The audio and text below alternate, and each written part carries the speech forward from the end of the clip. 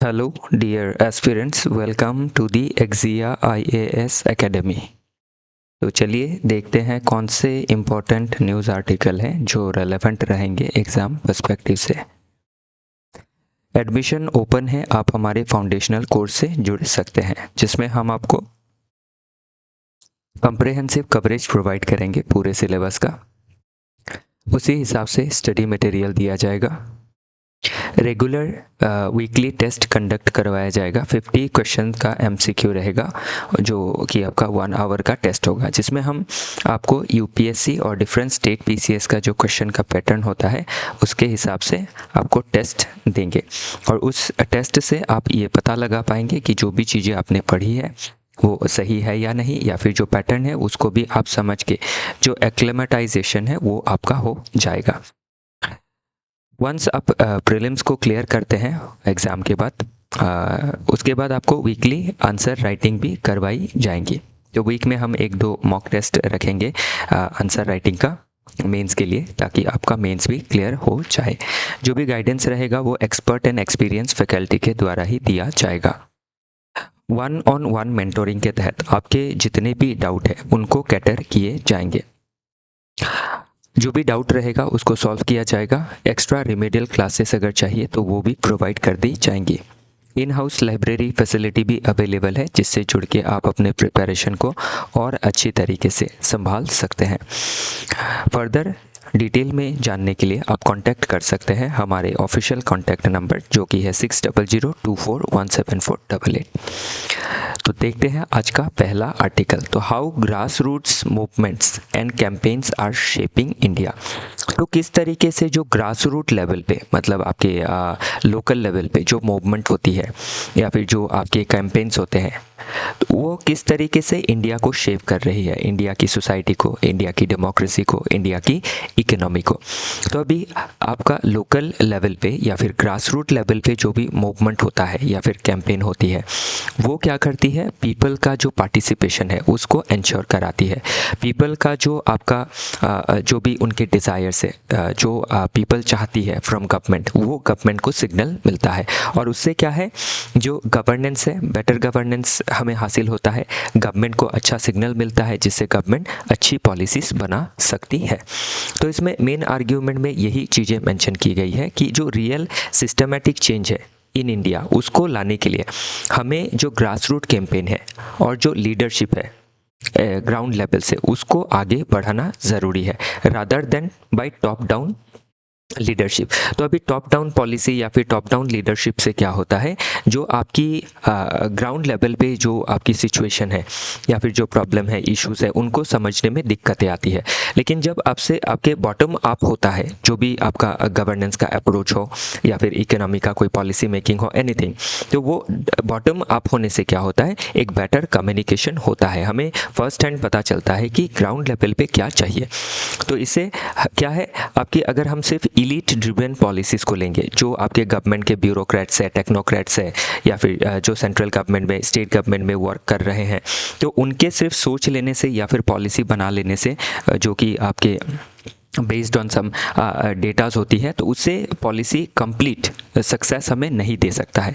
तो उससे हमें जो ग्रास रूट लेवल पे जो कैंपेन है, जो मूवमेंट है, उनको समझना काफ़ी ज़रूरी है और इवन उनको बढ़ाना भी काफ़ी ज़रूरी है।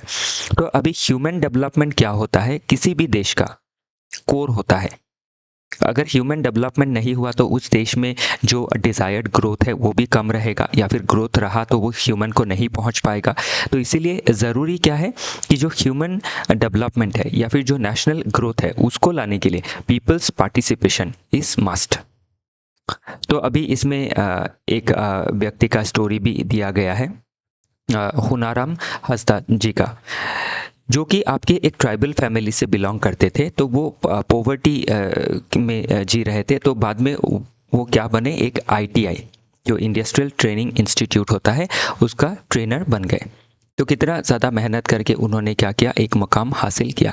तो ये इलास्ट्रेट कर रहा है कि किस तरीके से हम अगर ग्रास रूट लेवल पे जो हमारे ट्राइबल आपके भाई बहन हैं, या फिर आपके जो एससी भाई बहन है, या फिर ओबीसी है, या फिर कोई ईडब्ल्यूएस है, तो उन सभी के लिए ज़रूरी है कि उनका जो ग्रास रूट लेवल पे उनका जो प्रॉब्लम है उसको समझना और एक पार्टिसिपेशन को एंश्योर करवाना। फिर स्टेट लेवल ट्रांसफॉर्मेशन लाना भी काफ़ी ज़रूरी है, क्योंकि जो डिसेंट्रलाइजेशन होता है ना, वो सेंटर से स्टेट, स्टेट से हम लोकल लेवल पे देख सकते हैं, पंचायती राज या फिर आपके अर्बन लोकल गवर्नमेंट में। तो उसमें आपका एक सुब्रतो बख्शी जी का जो वर्क है on Odisha's argue that a state can be transform by moving beyond stereotypes of unreasonableness, sloth and arrogance. तो आपके जो सुब्रतो बख्शी जी का जो आपका वर्क है उड़ीसा के ऊपर, तो उसमें उन्होंने दिखाया है कि किस तरीके से अगर टॉप डाउन पॉलिसी होती है तो उससे एक स्टेरियोटिपिकल होता है, एक एरोगेंस देखा जाता है और एक मिस गवर्नेंस देखा जाता है। तो उससे क्या है, ज़रूरी है कि हमें सैंड बॉक्स ऑफ इनोवेशंस को इस्तेमाल करना है। तो सैंड बॉक्स ऑफ इनोवेशंस का मतलब क्या हुआ कि हर तबके के लोगों का, हर लोकेलिटी का डिफरेंट प्रॉब्लम हो सकता है और उस डिफरेंट प्रॉब्लम को हम सेंट्रल पॉलिसीज़ के ज़रिए नहीं समझ सकते हैं। उसके लिए हर ग्राउंड लेवल को समझना ज़रूरी होगा, हर सेक्शन को समझना ज़रूरी होगा, हर रीजन का अलग अलग प्रॉब्लम हो सकता है। तभी हम क्या कर सकते हैं, प्रॉब्लम को फिक्स कर सकते हैं, उसको और स्केल अप कर सकते हैं, गवर्नेंस को बेटर कर सकते हैं, और उससे क्या है, जो मार्जिनलाइज एरिया है उनके जो आपके रॉ पोटेंशियल है, टैलेंट है, उसको हम एक्सट्रैक्ट कर सकते हैं। तो ये चीज़ें इसमें मेनली मेंशन की गई है। ओके, नेक्स्ट अभी इसमें अगर हम थोड़ा सा हिस्ट्री देखना चाहें तो पोस्ट इंडिपेंडेंस में अगर हम देखें 50 से 60 तक, तो जो नेहरूवियन एरा था, जिसको हम प्लानिंग एरा का या फिर दौर का शुरुआत कह सकते हैं, तो उसमें जो प्लानिंग ली जाती थी वो टॉप डाउन अप्रोच से ली जाती थी। वो आपका जैसे स्टेट लेड मॉडल था, 5 ईयर प्लान बनाना, सेंटर पॉलिसी बना रही है और पॉलिसी को डिस्ट्रीब्यूट कर रही है, जिसको एक समय पे ये भी माना जाता था कि सेंट्रलाइज जो प्लानिंग है, पॉलिसीज है, वो टेम्पल ऑफ मॉडर्न इंडिया है। बाद में आपका आप देख सकते हैं कि जो केरला मॉडल आया, तो अभी हाल ही में क्या हुआ, केरला एब्सोल्यूट पॉवर्टी से फ्री हो गया। तो केरला का जो मॉडल है वो स्टेट लेड मॉडल की जगह पीपल्स प्लान मॉडल है, डिसेंट्रलाइजेशन मॉडल 1957 में ही उन्होंने लिया था। इसीलिए आज आप देख सकते हैं लगभग 75 सालों में केरला का जो डेवलपमेंट है, इंक्लूसिव डेवलपमेंट, वो हम फेस कर सकते हैं, अचीव जो उन्होंने किया वो हम देख सकते हैं, और एक बेटर जो बेस्ट प्रैक्टिसेस होती है उसको हम इस्तेमाल कर सकते हैं। देन गवर्नमेंट ने कम्युनिटी डेवलपमेंट प्रोग्राम लिया था 1952 में, तो ये अर्ली अटेम्प्ट था कि ग्रास रूट में डेवलपमेंट किया जाए। लेकिन क्यों, जो कम्युनिटी डेवलपमेंट प्रोग्राम था इसका ऑब्जेक्टिव अच्छा था लेकिन हैवीली ब्यूरोक्रेटाइज था। कोई लोकल आपका मूवमेंट, कोई लोकल कैंपेन या फिर कोई लोकल पार्टिसिपेशन बेटर नहीं था, इसीलिए ये फेल्ड रहा। तभी बलवंत राय मेहता कमेटी आया 1957 में और इसने सजेशन दिया कि 1959 में सजेशन दिया था कि हमें जो 3 टायर पंचायती राज है उसको डेवलप करना है, और तभी नागौर ज़िले में पहला पंचायत 1959 में क्रिएट किया गया इन राजस्थान। फिर 1970 से 80s के अंदर अगर देखें तो डिफरेंट सिविल सोसाइटी का राइज होने लगा। जैसे आप इसमें एक चिपको मूवमेंट देख सकते हैं एनवायरनमेंट प्रोटेक्शन के लिए, फिर एंटी अराक मूवमेंट देख सकते हैं इन नल्लोर जिला ऑफ आंध्र प्रदेश, फिर डिफरेंट एनजीओज का जो सर्च है वो देख सकते हैं जो फोकस करते हैं किस में, सोशल जस्टिस में, राइट्स में, लोकल एम्पावरमेंट में। तो ये सभी चीज़ें जो है काफ़ी इम्पॉर्टेंट रहने वाली है। तो ये सभी हमें एग्जाम्पल देना होगा इन सभी चीज़ों का। ओके, चलिए देखते हैं आगे। नेक्स्ट 1991 में एलपीजी रिफॉर्म्स आया, तो इससे क्या हुआ, जो पॉलिसीज थी वो और मार्केट ड्रिवन होने लगी, तो मार्केट ड्रिवन पॉलिसीज ली जाने लगी। तो इसमें ऐसा एक बात आया था कि आपका एलपीजी की वजह से जो सोशलिस्ट क्रेडेंशियल्स है वो डाइल्यूट हो जाएंगे, तो वो नहीं हुआ क्योंकि हमारे देश में जो आपकी पॉवर्टी है, अनएम्प्लॉयमेंट का है, फिर आपके सैनिटेशन का प्रॉब्लम है, तो डिफरेंट सॉर्ट ऑफ सोशल जो आपके प्रॉब्लम है, इकोनॉमिक प्रॉब्लम है एट ग्रास रूट लेवल, उसको सॉल्व करने के लिए हम सिर्फ आपके मार्केट मॉडल को नहीं अपना सकते हैं। तो इसीलिए सोशलिस्ट क्रेडेंशियल्स डाइल्यूट नहीं हुए। गवर्नमेंट ने जो वेलफेयर स्कीम्स है अंडर डीपीएसपी उसको कंटिन्यू ही रखा, और इवन उसमें जो एलोकेशन है उसको भी काफ़ी हद तक बढ़ाया। नेक्स्ट अगर देखें 1992 का, तो 73rd एंड 74th अमेंडमेंट आया। तो इसमें आप देख सकते हैं कि इधर एक 1991 का एलपीजी रिफॉर्म और पैरेलली एक साल बाद में 73rd एंड 74th मूवमेंट, जिसने ग्रास रूट लेवल पे पीपल्स जो पार्टिसिपेशन है उसको मोबिलाइज किया, इंस्टीट्यूशनलाइज कर दिया गया ग्रास रूट डेमोक्रेसी को। ग्राम सभा का प्रोविजन रखा गया जिससे जो पीपल है वो ग्रास रूट लेवल पे प्लान कर सकते हैं। फिर 2000 में देखें तो प्रेजेंट में राइट बेस्ड एरा आया, राइट बेस्ड अप्रोच लिया गया, जैसे MG NREGA, right to work. फिर राइट टू इंफॉर्मेशन आया, फॉरेस्ट राइट एक्ट जो फॉरेस्ट ड्वेलर्स है 2005 में आया। देन हम 2013 में देख सकते हैं नेशनल फूड सिक्योरिटी एक्ट आया, जो आर्टिकल 21 से अलाइन करता है, क्योंकि राइट टू लाइफ लिबर्टी के लिए हमें क्या चाहिए, लाइफ के लिए खाना चाहिए। उसके बाद पोषण का कमी था, तो इसीलिए मिड डे मील की जगह उसको पोषण कर दिया गया, और ICDS स्कीम के तहत आंगनवाड़ी में, राइट टू एजुकेशन एक्ट के तहत स्कूल्स में मिड डे मील में आपका जो पोषण रिलेटेड चीज़ें हैं उनको दी जाने लगी, जैसे एग्स का प्रोविज़न लाया गया। फिर डिफरेंट शॉर्ट ऑफ पल्सेस को ऐड किया गया ताकि जो स्टंटिंग वेस्टिंग है उसको कम की जा सके। तो अभी इसके लिए क्या है, हेल्थ का अवेयरनेस, हेल्थ कैंपेन करना ज़रूरी है लोकल लेवल पे, ताकि लोगों को खाने का मतलब सिर्फ कैलोरीज समझ में ना आए, और different macro nutrients, protein etcetera भी उनको समझ में आए। फिर स्वच्छ भारत मिशन है, उसके लिए भी क्या है, ग्रास रूट लेवल पे ट्रांसफॉर्मेशन लाना काफ़ी इम्पॉर्टेंट है। ओके, नेक्स्ट अगर बात करें challenges related to the issue, तो क्या चैलेंज है हमारे देश में, कुछ चैलेंजेस देखते हैं जो आपकी लोगों के मोबिलाइजेशन में दिक्कतें पैदा करती है। तो एक तो मैसिव स्किल डेफिसिट जो है वो हमारे देश में देखा जाता है। एक तो more than 90% workers they are working in unorganised sector, और हमारे देश में जो स्किल ट्रेनिंग है वो लगभग 4-5% लोगों को ही सिर्फ इंस्टीट्यूशनलाइज्ड स्किल दिया जाता है before they join a job. बाकी जो भी लोग हैं वो ऑन जॉब ट्रेनिंग करते हैं। नेक्स्ट दूसरा अगर देखें तो सोशल एंड स्ट्रक्चरल एक बैरियर देखा जाता है हमारे देश में, जिससे क्या है, पीपल कंप्लीटली मोबिलाइज नहीं हो पाते हैं। Like caste based discrimination, class का डिवाइड होता है बेस्ड ऑन इकोनॉमी। पैट्रियार्की का एक प्रॉब्लम है जो वुमेन को आपकी पार करती है, रेस्ट्रिक्ट करती है। अनटचेबिलिटी का इशू है, बॉन्डेड लेबर का प्रॉब्लम है। फिर एक स्टेट का अपैथी भी देखा जाता है। तो स्टेट क्या है, इनडिफरेंट रहती है towards this short of problem. एक रिप्रेशन देखा जाता है, तो इस चीज़ को कम करना काफ़ी ज़रूरी है। डोमिनेंट डेवलपमेंट नैरेटिव, तो अभी जो हमारे देश में डेवलपमेंट नैरेटिव है ना, वो ऐसा है कि आपका ह्यूज स्केल में इंडस्ट्रियलाइजेशन होना है। देन आपका जो डेवलपमेंट है उसको हम, जो बड़े सिटीज़ का, चंद सिटीज़ का डेवलपमेंट है उसको हम डेवलपमेंट समझते हैं या फिर ग्रोथ समझते हैं। तो वो क्या है, आपका सिर्फ जो डेवलपमेंट है वो उसका अनइवननेस को दर्शाता है। तो उस अनइवननेस को क्या करना है, कम करना काफ़ी ज़रूरी रहेगा। देन क्या है, स्केल अप करना है सक्सेस को। तो जो सक्सेस हमने अचीव किया है अभी तक, जैसे 73rd एंड 74, तो उसको और स्केल अप करना है और उसको और आगे बढ़ाना काफ़ी ज़रूरी रहेगा। ओके, नेक्स्ट देखिए तो एक्सप्लेनेशन जो है की टर्म्स का, ग्रास रूट मूवमेंट क्या होता है। तो सोशियो पॉलिटिकल जो मूवमेंट होती है originating from the bottom. Systematic change में हमें क्या करना है, सोशल इकोनॉमिक पॉलिटिकल का जो ग्रास रूट में प्रॉब्लम है, जो रूट में प्रॉब्लम है उसको दूर करना ज़रूरी है। सिविल सोसाइटी क्या होता है, स्टेट के अलावा, मार्केट के अलावा बाकी जो चीज़ें रहती है, NGO हो गया, वॉलंटरी ऑर्गेनाइजेशंस हो गए, these are called civil society. Unorganised sector क्या होती है, वैसे सेक्टर जिसमें वर्कर्स को फॉर्मली हायर नहीं किया जाता है। एक सेक्टर फॉर्मल सेक्टर हो सकता है, लेकिन वो अगर वर्कर को इनफॉर्मली पेपर में हायर नहीं करता है तो उसको हम इनफॉर्मल सेगमेंट कहते हैं। तो ये सभी चीज़ें हमें समझनी ज़रूरी है। सबऑल्टर्न कहे तो क्या है, अ टर्म फॉर, जो गाम्स्की ने इस्तेमाल किया था, जो सोशल ग्रुप है जो आपकी क्या है, एक्सक्लूडेड है एंड मार्जिनलाइज है, they are called subaltern. Logical and philosophical base हम इसमें अगर देखना चाहे तो फिलोसॉफिकल बेस में हम पार्टिसिपेटरी डेमोक्रेसी को हमें प्रमोट करना होगा। गांधी जी का जो फिलोसॉफी था, Gram Swaraj, village self rule and Antyodaya, rise and welfare of the last person needs to be ensured. Amartya Sen ji का कॉन्सेप्ट अगर देखें तो जो कैपेबिलिटी अप्रोच उन्होंने दिया था, that needs to be applied.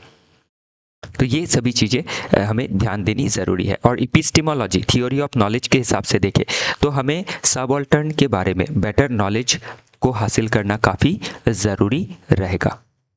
तो आई होप आप इन चीज़ों को समझ पा रहे हैं। नेक्स्ट डायमेंशन के हिसाब से अगर देखें तो सोशल डायमेंशन में हमें जो इश्यूज है दलित के, आदिवासी के, वुमेन के, that needs to be directly addressed. Politically देखें तो सेल्फ गवर्नमेंट को और एम्पावर करना ज़रूरी है, पंचायत को। उसमें स्पेशली जो आपका 3F का प्रॉब्लम है, fund, function and functionary, that needs to be empowered. Legally अगर देखें तो इक्वालिटी, जस्टिस एंड फेयरनेस को बढ़ाना ज़रूरी है। और जब भी देश में सभी इक्वल होंगे, सभी को जस्टिस मिलेगा, लिबर्टी मिलेगा, तभी फ्रेटर्निटी आएगा, तभी यूनिटी आएगा, तभी इंटीग्रिटी जो है वो सही रहेगा।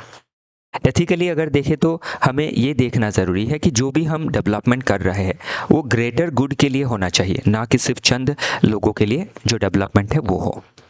इंटरनेशनल पर्सपेक्टिव से देखें तो ग्रास रूट इनोवेशन जो है वो हमें करना ज़रूरी रहेगा। नेक्स्ट ग्रास रूट इनोवेशन मतलब कि जो डिफरेंट एरिया है, जैसे यूरोप है, तो वहाँ पे आप देख सकते हैं लोकल लेवल पे गवर्नेंस काफ़ी सही है, तो उस बेस्ट प्रैक्टिसेस को हम इस्तेमाल कर सकते हैं।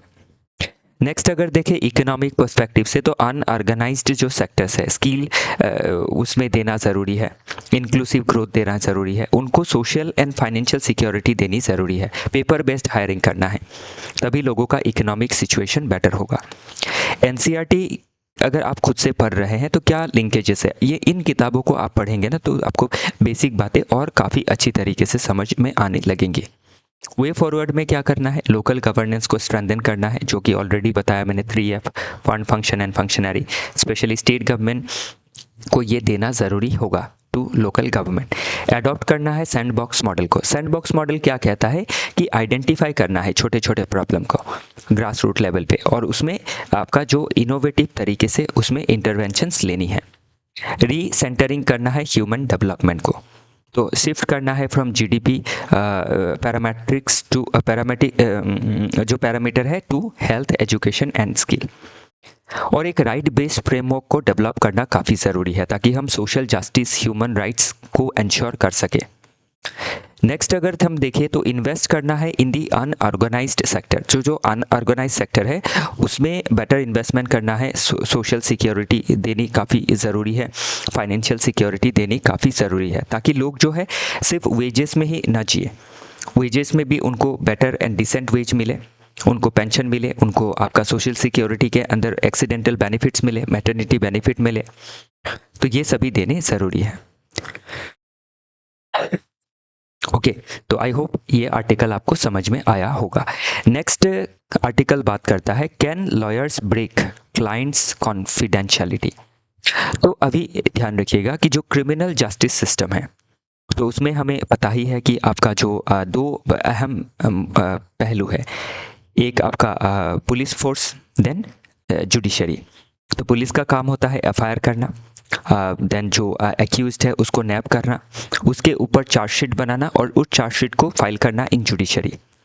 और जुडिशरी क्या करेगी, डिसाइड करेगी whether to convict that particular accused or to provide acquittal to that person, कि उसको छोड़ा जाए या उसको आपका सज़ा दिया जाए, तो वो बेस्ड करेगा आपके चार्जशीट के ऊपर।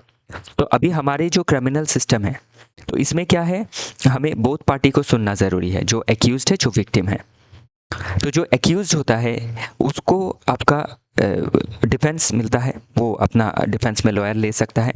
तो वो जो लॉयर है उसका क्या उससे कॉन्फिडेंशियल चीज़ें निकाली जा सकती है बाय द इन्वेस्टिगेटिंग अथॉरिटीज़। तो इन्वेस्टिगेटिंग अथॉरिटीज़ मतलब पुलिस। तो समझ लीजिए कि यहाँ पे किसी के ऊपर मर्डर का चार्ज लगा था, तो उस जो मर्डर का चार्ज लगा था उसको डिफेंस करने के लिए जो लॉयर है, क्या पुलिस उसको बुला के वो जो मर्डरर है, एक्यूज्ड मर्डरर है, जो या फिर जो एक्यूज्ड है जिसके ऊपर चार्जेस लगे हैं जो अभी तक प्रूव नहीं हुए हैं, तो उसको प्रोटेक्ट करने के लिए जो लॉयर है, लॉयर को जो भी चीज़ें उसने बताई है तो वो कॉन्फिडेंशियल है उसके केस के लिए, तो क्या वो चीज़ें लॉयर से उगलवाई जा सकती है बाई पुलिस।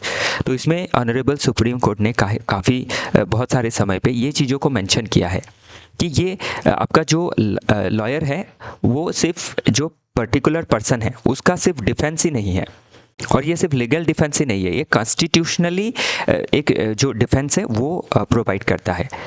तो जो लॉयर है वो सिर्फ लीगल आपका एक्टर नहीं है, that person is a constitutional actor too, ताकि उस पर्टिकुलर एक्यूज्ड को वो प्रोटेक्शन दे सके।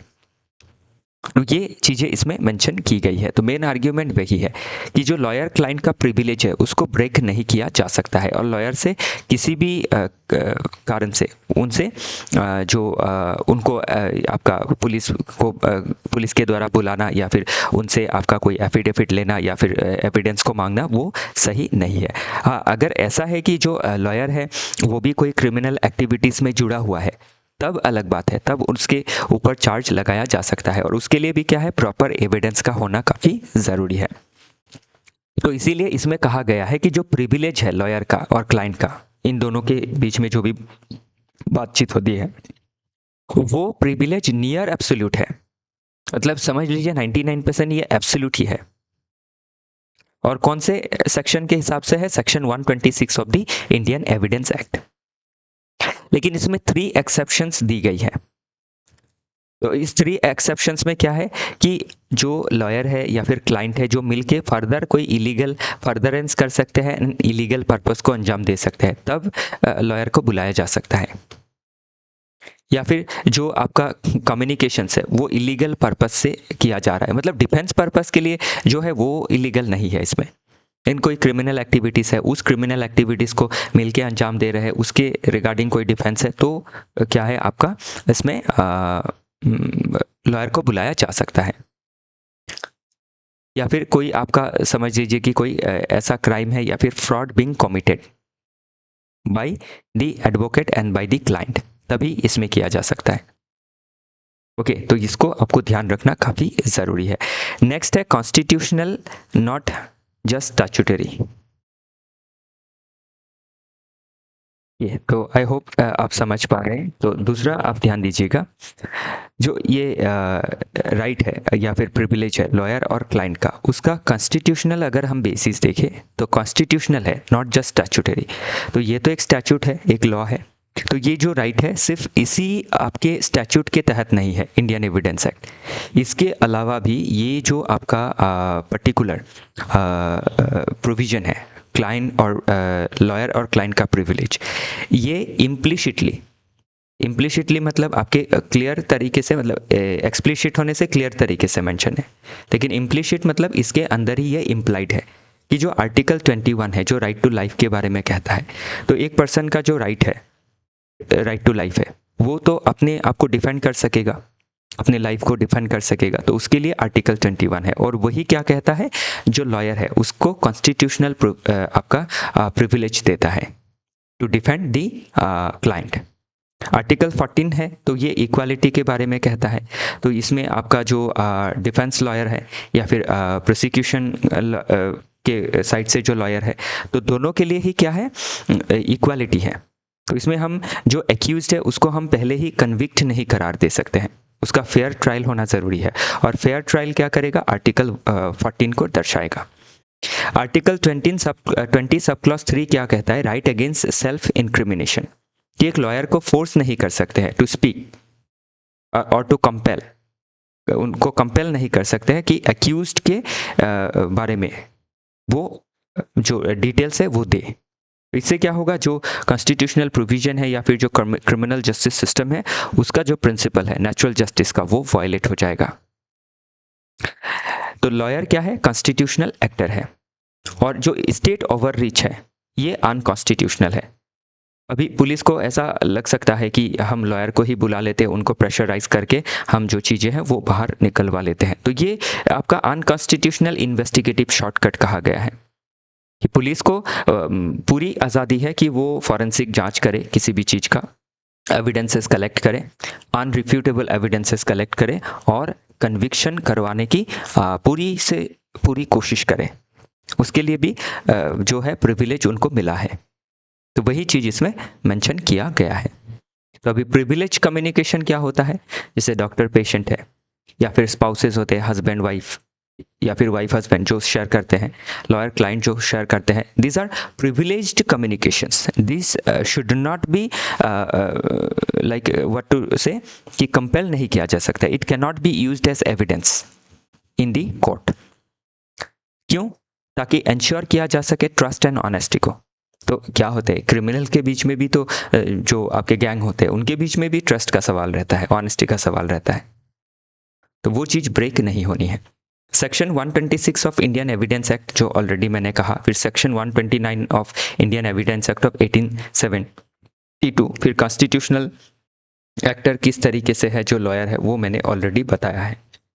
और अनकॉन्स्टिट्यूशनल इन्वेस्टिगेटिव शॉर्टकट्स यूज नहीं करने हैं, this is unconstitutional, I already stated. Okay, historical issues अगर देखें तो जो ये आपका प्रिविलेज का बात हमने कहा कि concept of lawyer client privilege is not new, ये कॉमन लॉ ओरिजिन है।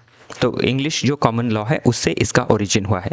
फिर इसका कोडिफिकेशन हुआ इन 1872 for the first time in Indian evidence act, जिसको बाद में कई बार चेंजेस लाए गए हैं इसमें।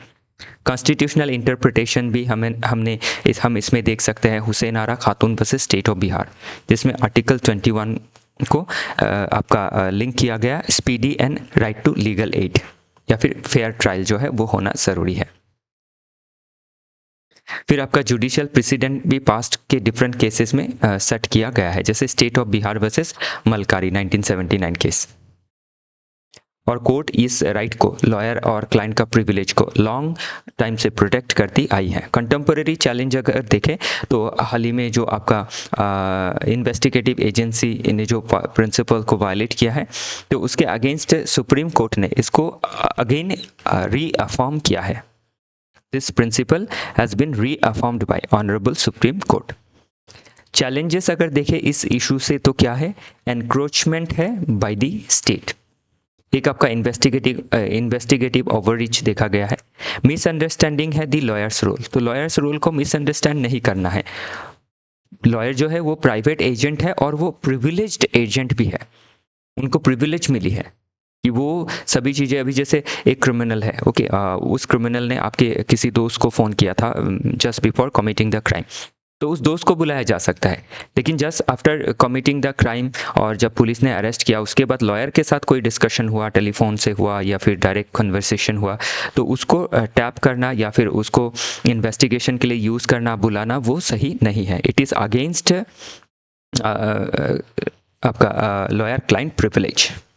तो इसीलिए क्या करना है, एक बैलेंसिंग एक्ट को मेंटेन करना ज़रूरी है। बाकी एनसीईआरटी अगर आप पढ़ते हैं तो उसमें क्लास 8 का एनसीईआरटी है, understanding our criminal justice system, उस आप समझ सकते हैं। डिफेंस लॉ क्या होता है वो समझ सकते हैं। इंडियन कॉन्स्टिट्यूशन एट वर्क में हम आर्टिकल 21, 22 को बेटर समझ सकते हैं। तो ये सभी चीज़ें आपको पढ़नी होंगी।